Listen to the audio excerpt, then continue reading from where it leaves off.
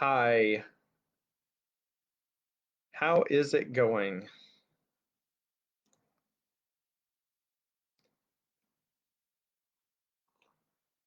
Yes, I drink coffee at 9 o'clock at night. Good evening. How is everyone? Some of us have had a pretty long day today. Yeah, I know.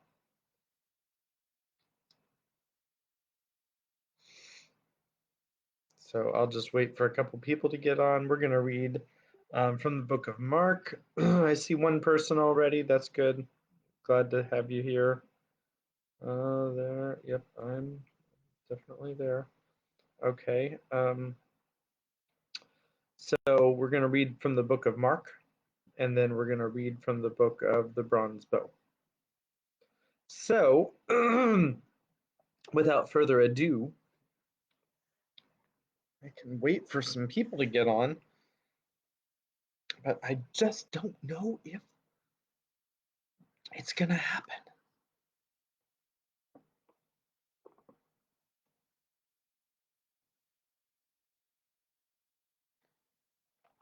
All right, so I'm in not Matthew chapter 25. Let's see.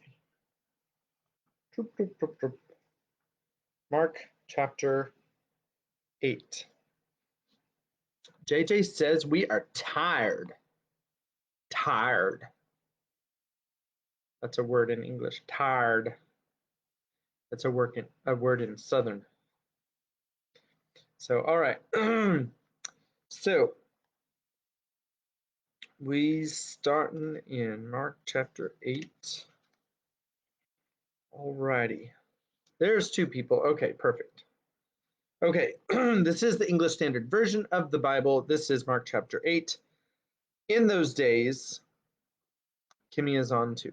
Hi, nice to see you, Kim. In those days, when again a great crowd had gathered, and they had nothing to eat, he called his disciples to him and said to them, I have compassion on the crowd, because they have been with me now 3 days and have nothing to eat. And if I send them away hungry to their homes, they will faint on the way. And some of them have come from far away. And his disciples answered him, How can one feed these people with bread here in the desolate place? Were they not there when he fed the 5,000? And there's only 4,000 today, so I don't know what the deal is. And he asked them, How many loaves do you have? They said 7. And he directed the crowd to sit down on the ground, and he took the 7 loaves, and having given thanks, he broke them and gave them to his disciples to set before the people. And they set them before the crowd, and they had a few small fish. And having blessed them, he said that these also should be set before them. And they ate and were satisfied. And they took up the broken pieces left over, 7 baskets full. And there were about 4,000 people. And he sent them away, and immediately he got into the boat with his disciples and went to the district of Dalmanutha.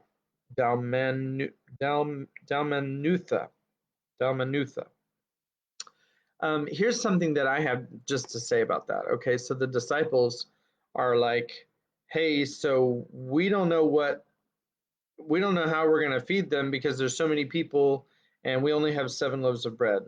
But yet in the literally, I think it was the chapter before this. Okay, so in 2 chapters before this, he just fed 5,000 people and there's only 4,000 people here. Um, I I think that this has a great parallel to the modern day, because how many times does God take care of us? But every time when we are in the situation, we're just like, what am I going to do? How's this going to play out? I don't know what's going to happen.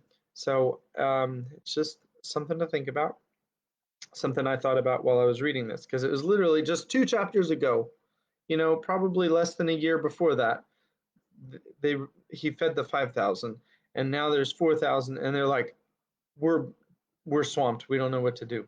So, all right, I'll stop rambling now. All right, keep going. This is verse 11. The Pharisees came and began to argue with him, seeking from him a sign from heaven to test him. And he sighed deeply in his spirit and said, "Why does this generation seek a sign? Truly, I say to you, no sign will be given to this generation." And he left them, got into the boat again, and went to the other side. Now they had forgotten to bring bread, and they had only one loaf with them in the boat. And he cautioned them, saying, "Watch out, beware of the leaven of the Pharisees and the leaven of Herod." And they began discussing with one another the fact that they had no bread. And Jesus, aware of this, said to them, "Why are you discussing the fact that you have no bread? Do you not yet perceive or understand? Are your hearts hardened? Having eyes, do you not see? And having ears, do you not hear? And do you not remember when I broke the 5 loaves for the 5,000? How many baskets full of broken pieces did you take up?" They said to him, 12. "And 7 for the 4,000. How many baskets full of broken pieces did you take up?" And they said to him, 7. And he said to them, "Do you not understand?" Okay, so I know I just rambled a little bit after he fed the 4,000 there, but then Jesus said exactly the same thing. "Hey, listen, you guys, you're I'm doing these things, but you're not getting it." Okay, so anyway, Jesus said exactly the same thing that I just said.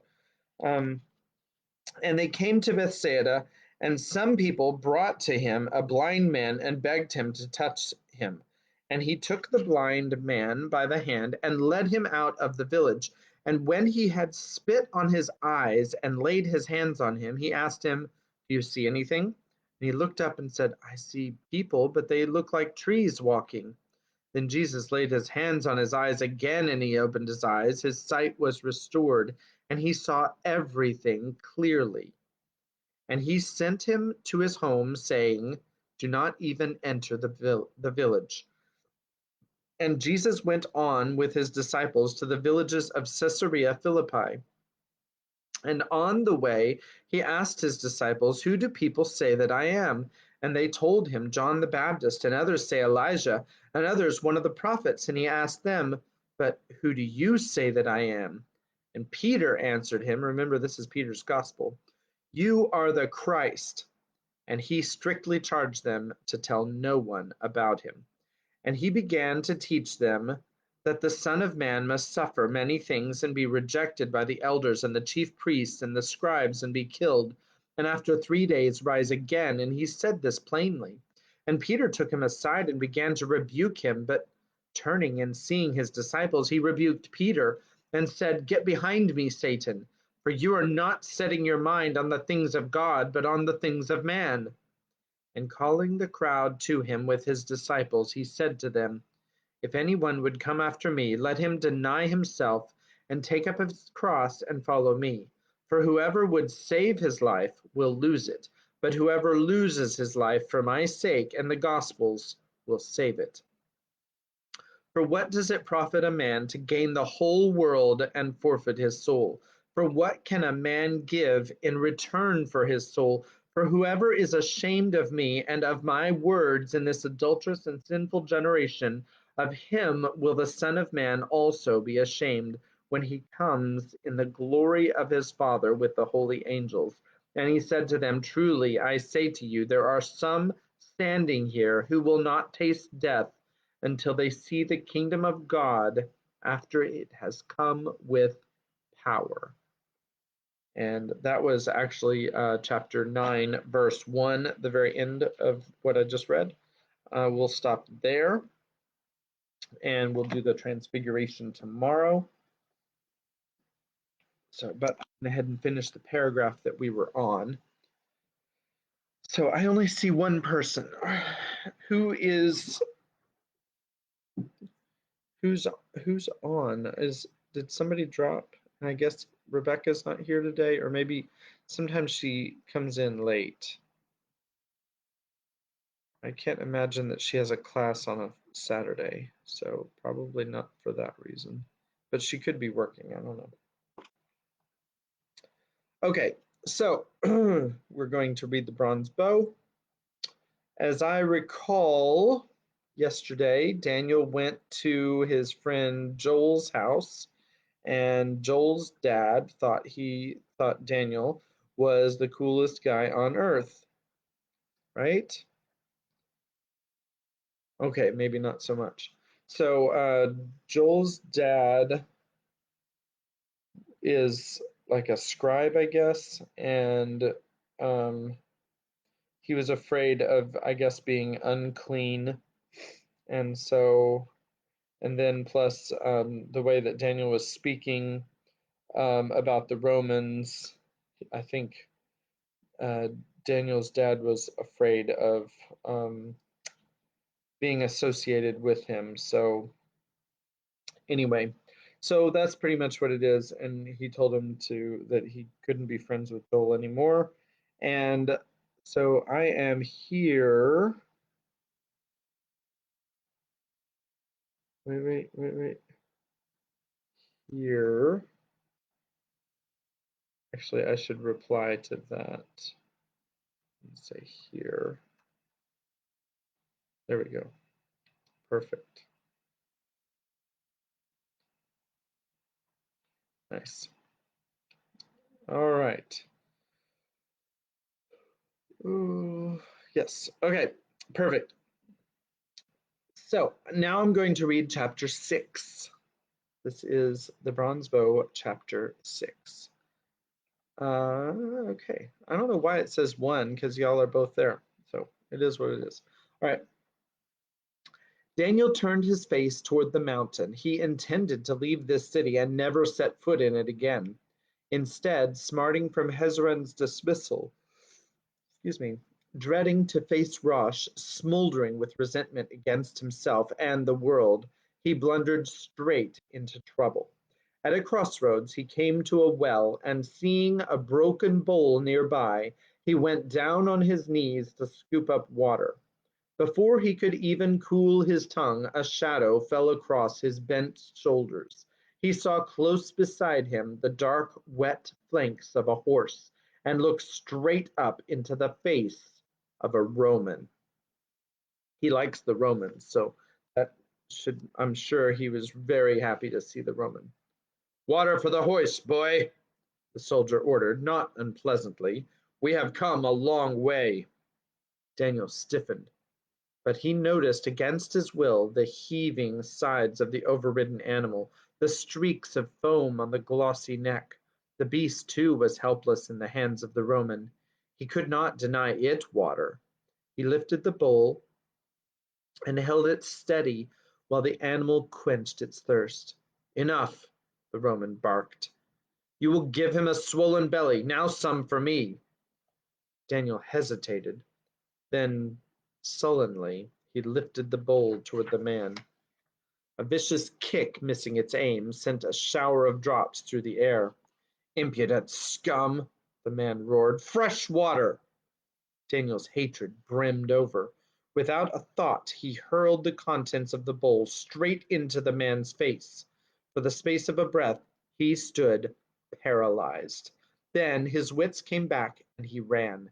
There was a shout behind him. A stunning blow against his ribs sent him staggering, and a spear clattered in the road just ahead of him.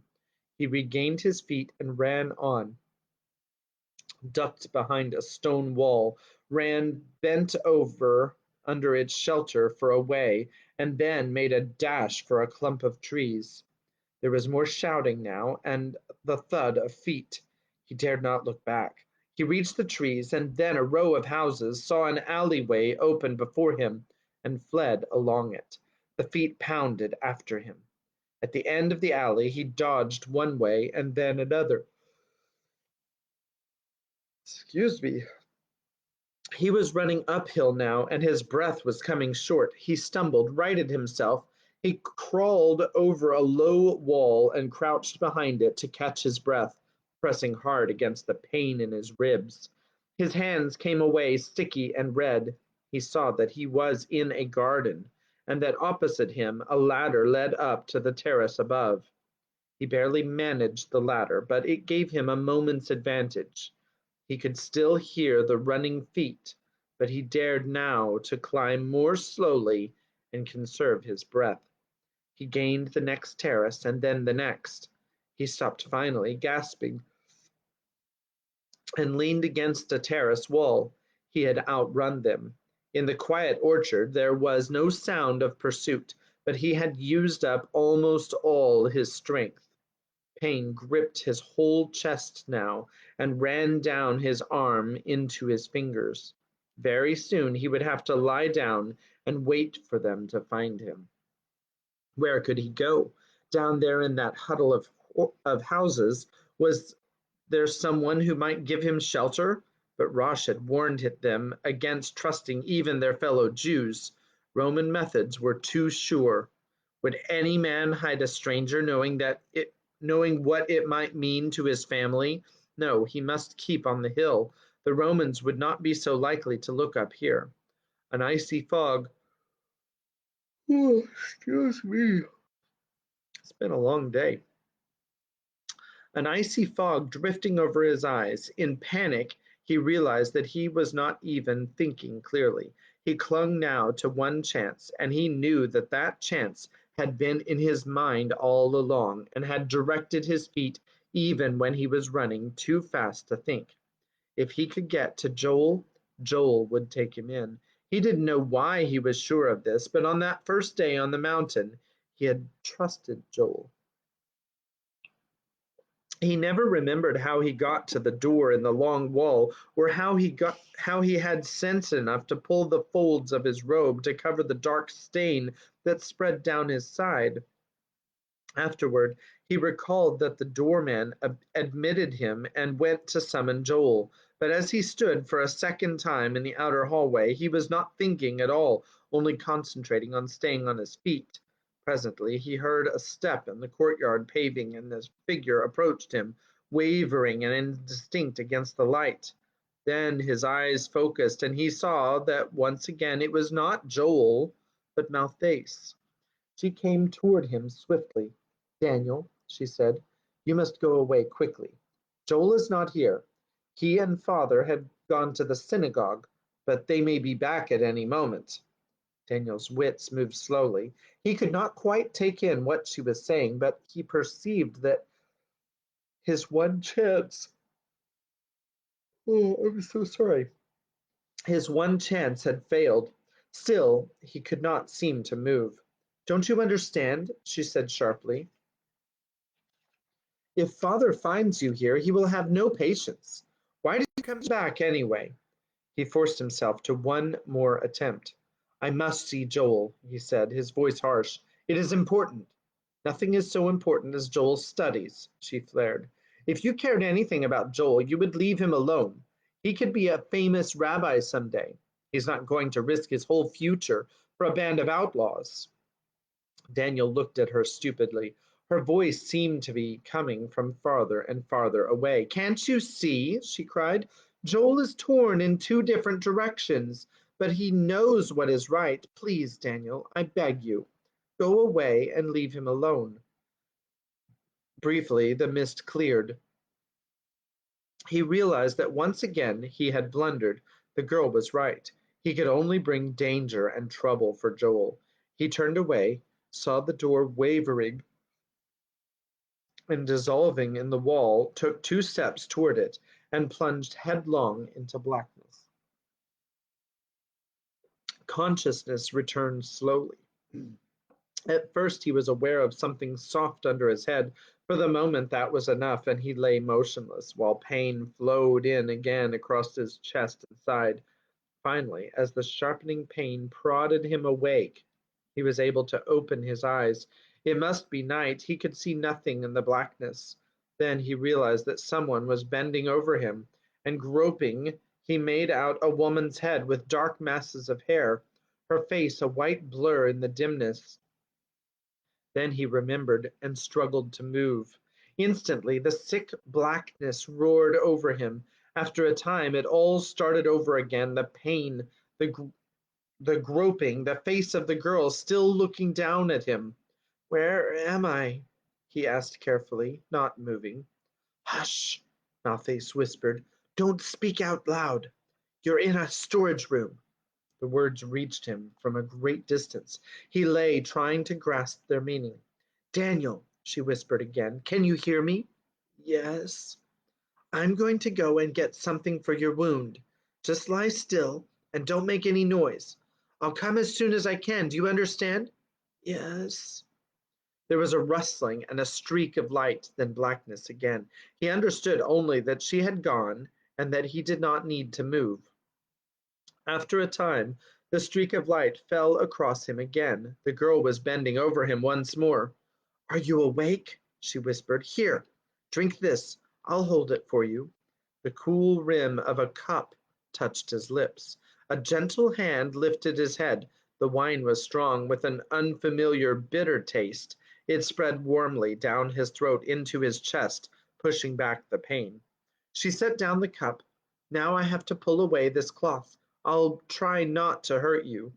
He clenched his teeth while she slowly eased the blood-stiffened tunic from his ribs. The wine made his head swim. He suspected there must have been medicine in it. He was aware that she was sponging his side, and he smelled the pungent odor of dill and the sweetish fragrance of oil, and felt a soft, dry cloth against his side. How did I get here? I dragged you in. Why didn't you tell me you were hurt? Joel would never have forgiven me if anything. She fell silent, bound the cloth snugly against him, and held the wine again to his lips. I can't stay any longer, she said then. Joel will be here soon, and he'll know what to do. Don't move. Just wait till we come. Blah, blah, blah, blah, blah. Okay. He did not know how long he waited, drifting in a sluggish river. Finally, the crack of light appeared, widened, and when it closed, there was still light.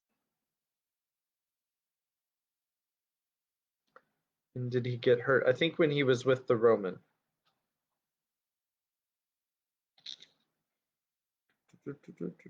Would any man... I think he may have gotten hurt while he was... maybe while he was running away or something, but he may not have realized it immediately. Because it mentioned the dark stain when he entered the... That was when I first noticed it, actually. His hands came away. Okay. At the end of the alley, he dodged one way and then another. He was running uphill now, and his breath was coming short. He stumbled righted himself. He crawled over a low wall and crouched behind it to catch his breath, pressing hard against the pain in his ribs. His hand came away sticky and red. So there's the first time that I noticed. Um,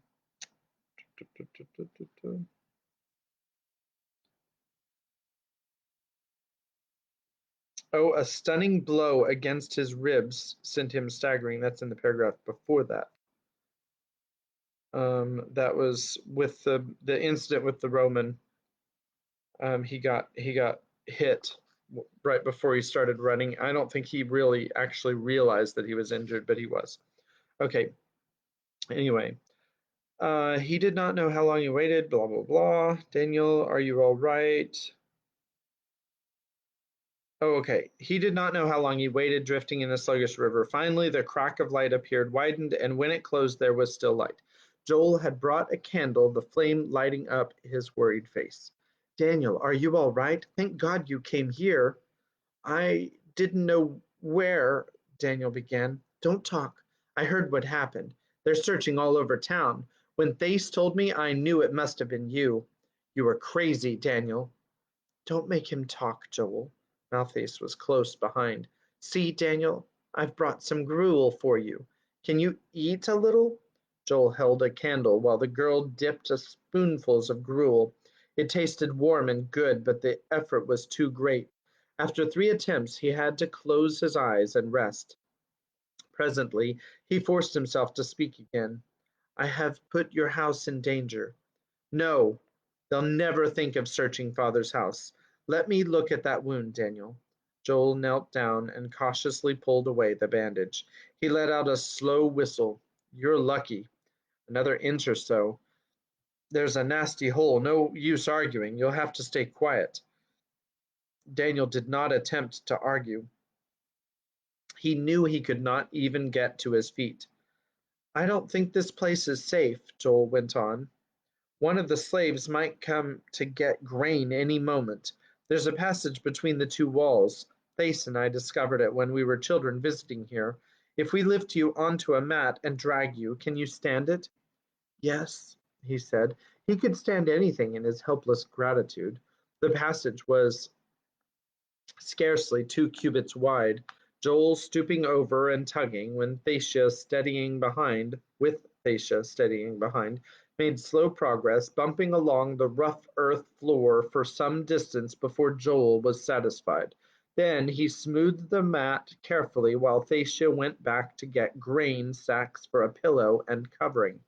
I hate to leave you in this place, Joel said, shining the candle beam along the box-like walls. It's not too airy, but you won't suffocate, and I'm sure no one will find you. Daniel tried to stammer his thanks. I wish I could do more, Joel answered. I'm sorry things went wrong at dinner today. Father isn't like that, really.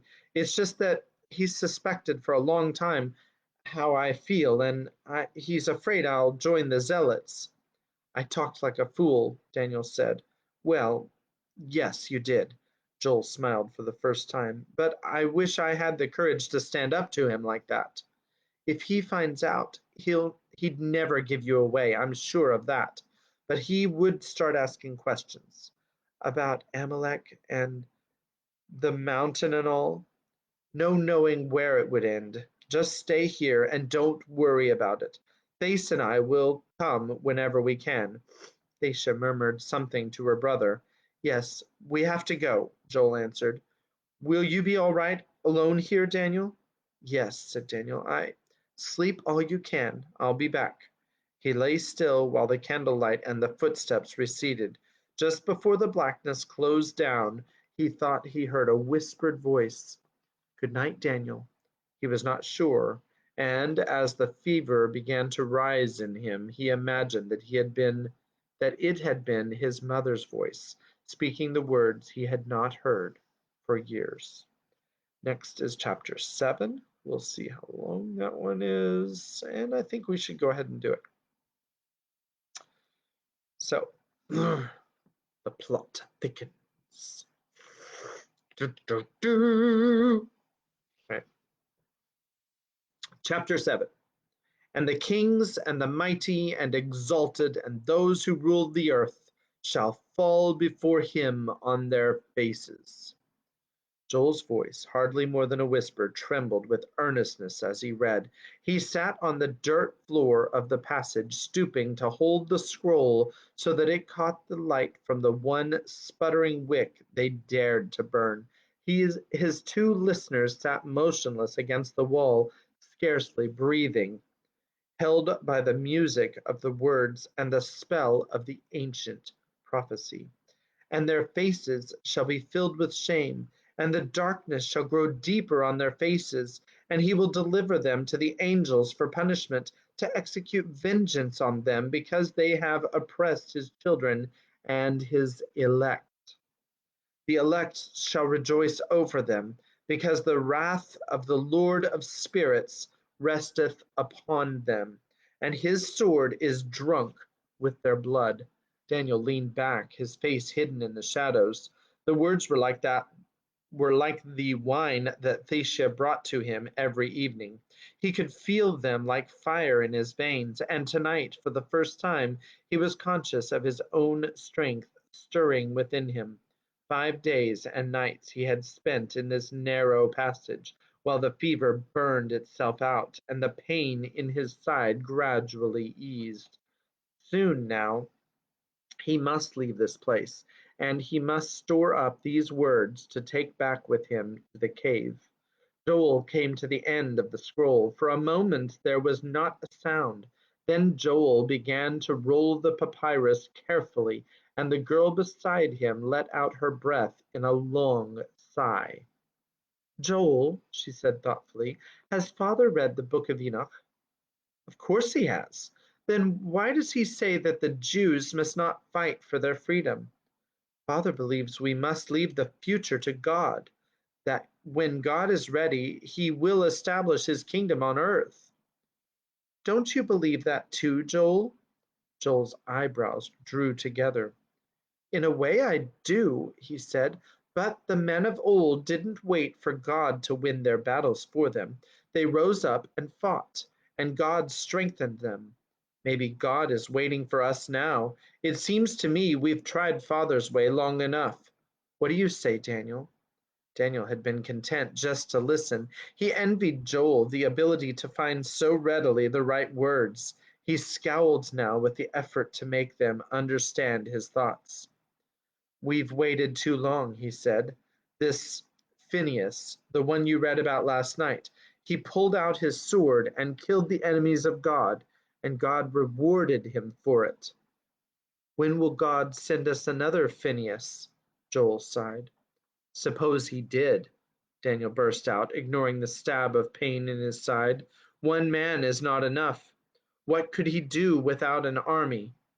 Without men, thousands of men, and weapons to fight with? Why aren't we making ready? Isn't that what Rosh is doing up on the mountain? Yes, but Rosh can't do it alone. There are only a few of us. Daniel. Joel leaned forward, his eyes wide with sudden awe. His breath caught so that the words would scarcely come. Did you ever think that Rosh, that he might be the leader that we're waiting for? It was out at last, the thought that neither of them had dared admit to the other. I know he is, said Daniel. They sat silent, trembling at the immensity of the secret they shared. He's like a lion, Daniel said, his confidence mounting. He has no fear at all. Up there in the cave, whatever he says, the men obey him without question. If there were more of us, if we could only get enough, Rosh would drive every cursed Roman back into the sea. Before Joel could speak, Malthus interrupted.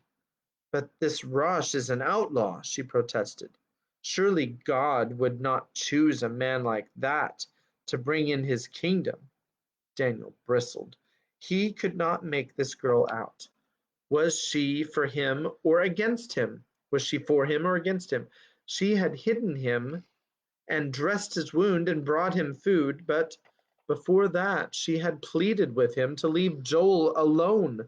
She had done all this for her brother, but wouldn't she still fight to keep Joel in his safe world?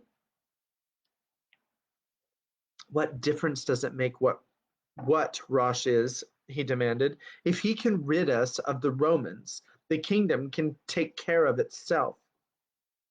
But it is the same thing, said Joel. Victory and the kingdom. Call it what you like, Daniel said impatiently. All I know is I hate the Romans. I want their blood. That is what I live for. It's all I've ever lived for since. Since what, Daniel? Joel urged. Since they killed my father and mother. There was a silence, and then Malthus said, very gently, tell us, Daniel. Daniel wavered. He was torn as he had been torn that first day on the mountain between the desire to stay in hiding and the need to speak to them. No one in the cave knew all his story. He never spoke of it.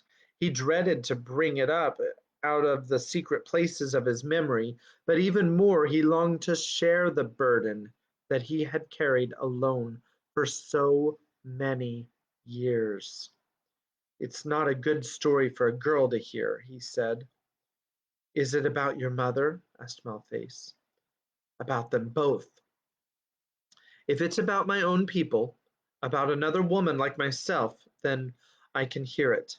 Daniel stared at the blur of her face against the wall. Her eyes shone deep and steady.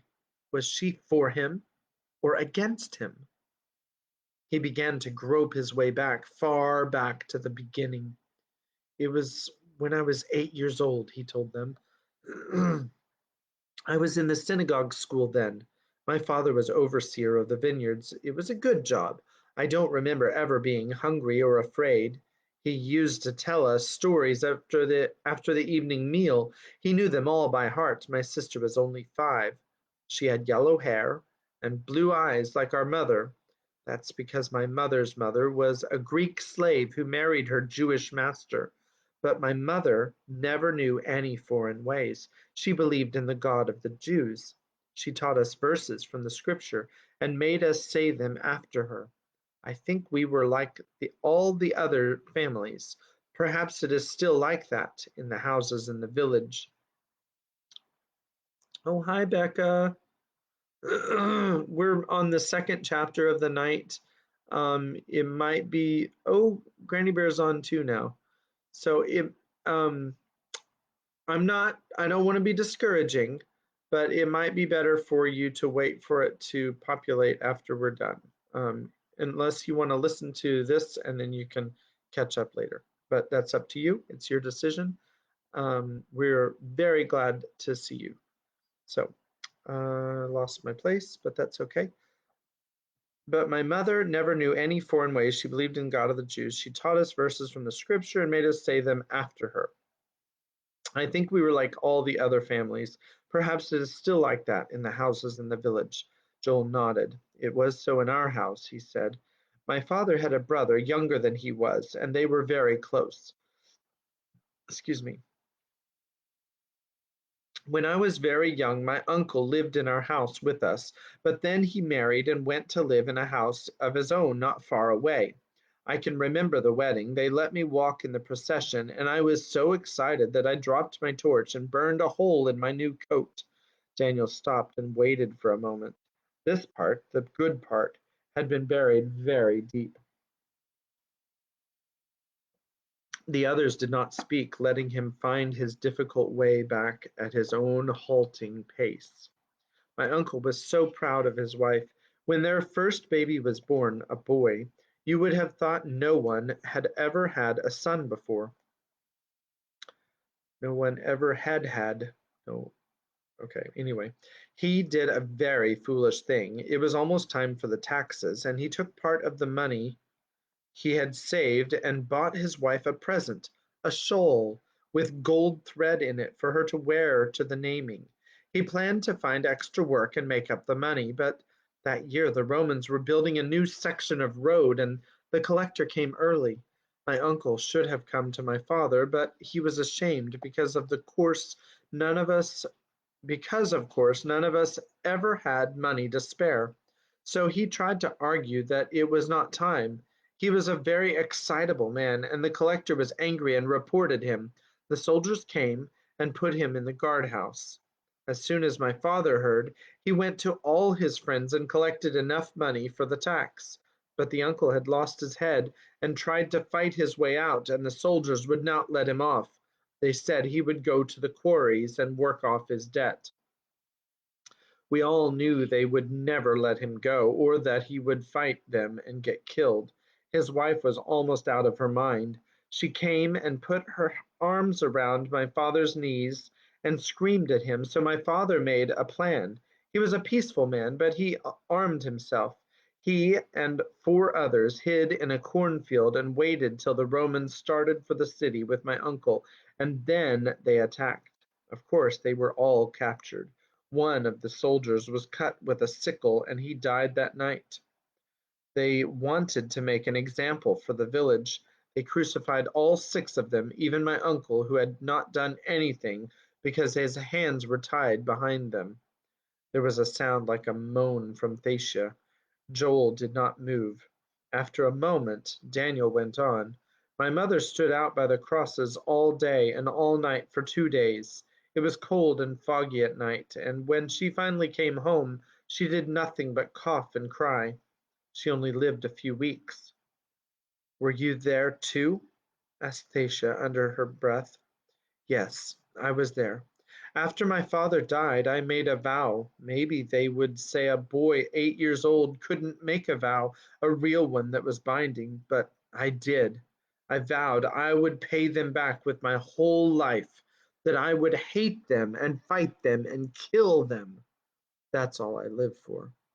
When he stopped speaking, he realized that he was trembling all over, and the wretched cold sickness was climbing up into his throat. He wished they would go away now and leave him alone, but Thacia questioned him again. Who took care of you after that? My grandmother.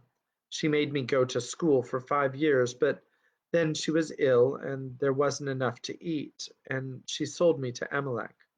What about your sister? Daniel hesitated. Yes, they had to know this too. I told you she was only 5. That night she got away from a neighbor and ran out. They didn't know how long she had been there by the crosses before they found her and took her back. She used to scream in her sleep. Then she refused to go out of the house. If we tried to make her, she would howl till she was blue and fall into a sort of fit, and we would think she was dead, and then she would be ill for days. So we gave up. She has always been sickly. She doesn't eat enough. I think she has forgotten everything, but the demons will not leave her. She has never gone out of the house. He stopped, helpless in his longing to make them understand Leah. She is very gentle and good, he added, looking humbly at Malface. To his surprise, her eyes glistened with tears. He had to look away. Since the beginning of Daniel's story, Joel had not spoken a word. He sat now, staring straight ahead of him. Somehow, in a few moments, he had grown older. The man he would become was revealed in his young face. All at once he came up to his knees and knelt in the narrow space, his shoulders taut.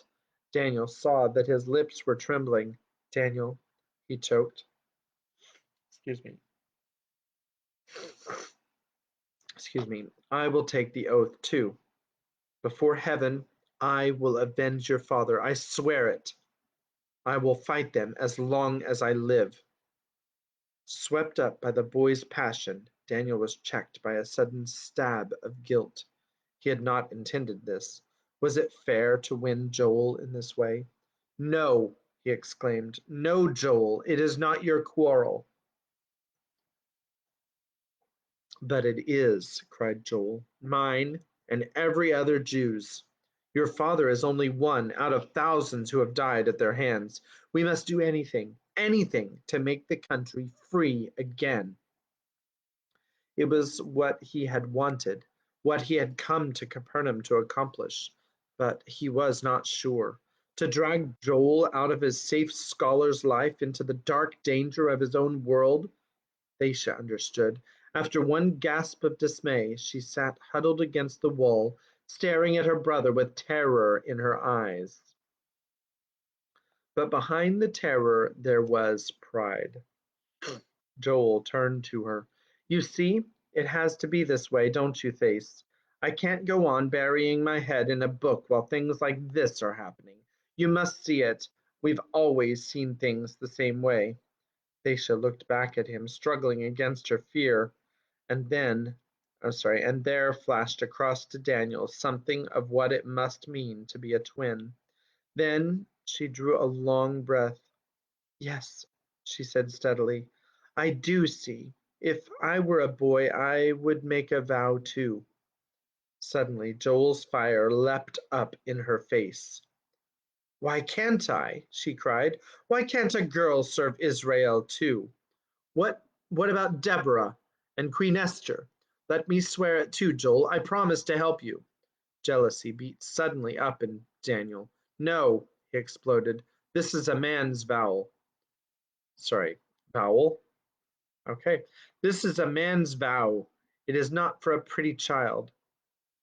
Her face went white at the hurt in it. Daniel cursed himself.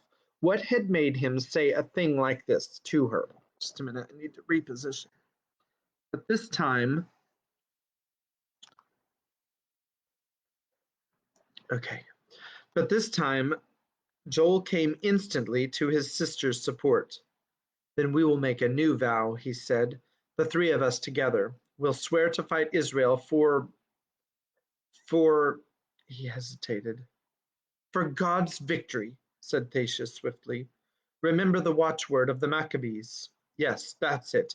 Come, swear it together. Now, on the book of Enoch here, what could be better? Put your hands on mine, both of you. Swear to stand together, the three of us, for God's victory. Thacia laid her hand firmly over her brother's. For God's victory, she repeated. They looked at Daniel, waiting. The three of us, Joel had said, taking him, who had always stood outside, into the close circle of their lives. With an effort, he leaned over and laid his hand over the girl's. He felt the small, fine bones under his palm. For God's victory, he choked. He drew back quickly into the shadow, afraid for them to see his face.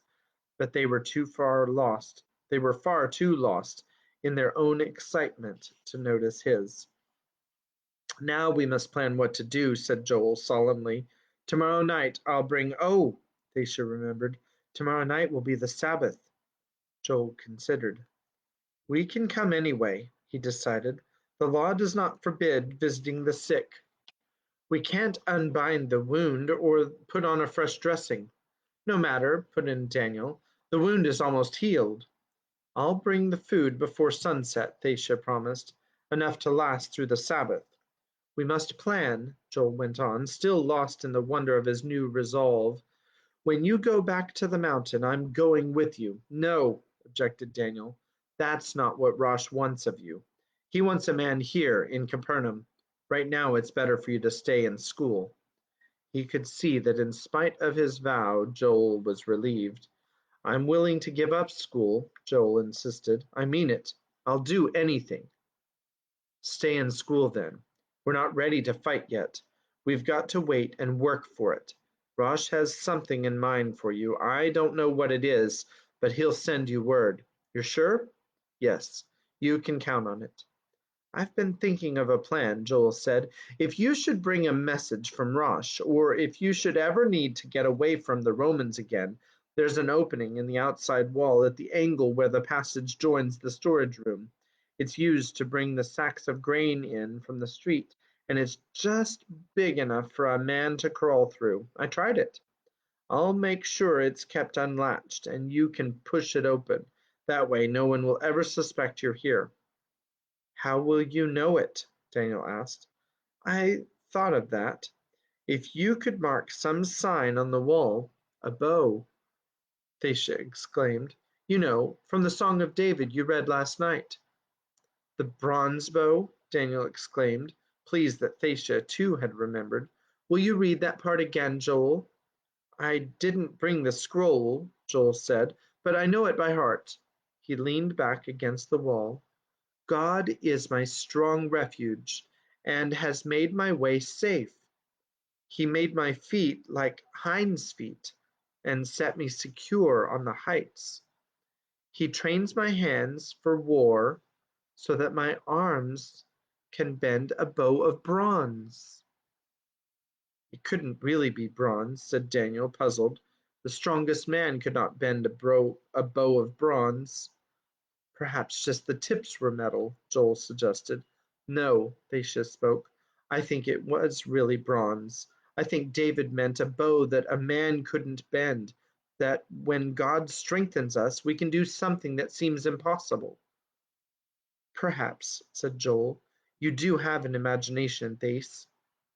He went on with the Song of David. Thou hast given me the shield of thy salvation. Oh dear, Thacia broke in, dismayed. I just remembered. Father asked me to play for his guests tonight. Then we must go, said Joel, quickly gathering up the scroll of Enoch. Father likes to have Thace play the harp for him, he explained, seeing Daniel's bewilderment.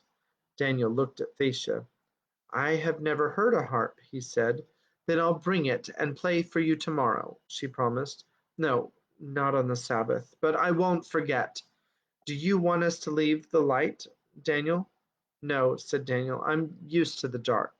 They crept along the passage, the light flickering, and vanished altogether. Then, very faintly, came the whispered words, Good night, Daniel. This time he was certain he had heard them. He lay in the darkness, and it seemed that a warmth and light still glowed all around him. Together, Joel had said, three of us, together, and Thacia was not against him. He trains my hands for war so that my arms can bend a bow of bronze. He could see the shining bow, the bow that no man could bend with his own strength alone. Suddenly he sat up. It came to him that Joel had given him the answer to his most urgent question. It was time for him to leave this place. For 2 days, without their knowing, he had tested his strength, pacing back and forth in the narrow passage. Joel would try to keep him, better simply to go. They would be horrified that he had chosen the Sabbath, when a man could walk no more than 2,000 cubits from his home.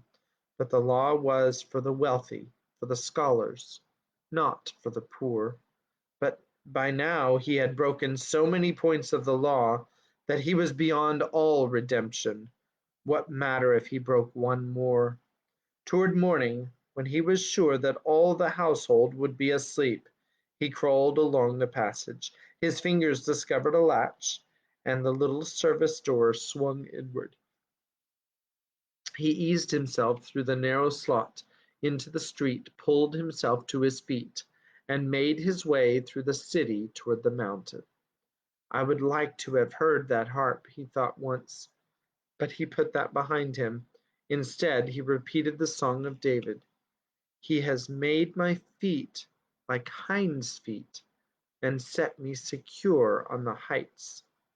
All the same, he would like to know how the harp sounded.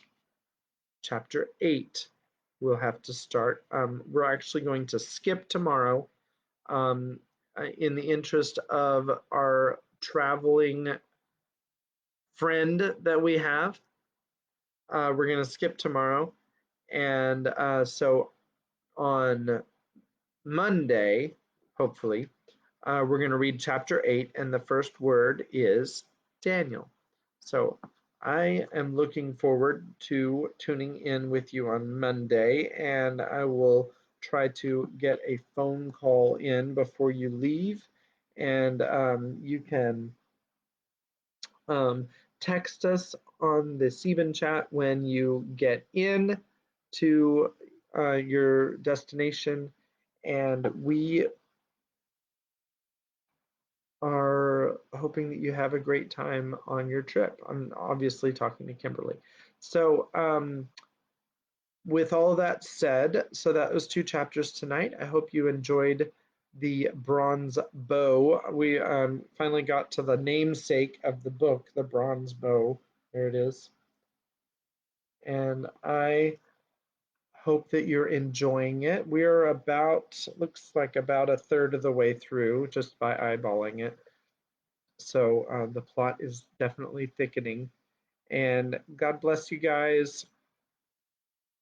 We will see you again Monday. Monday for the live stream. We'll see you then. All right. God bless you. Have a good night. Love you guys.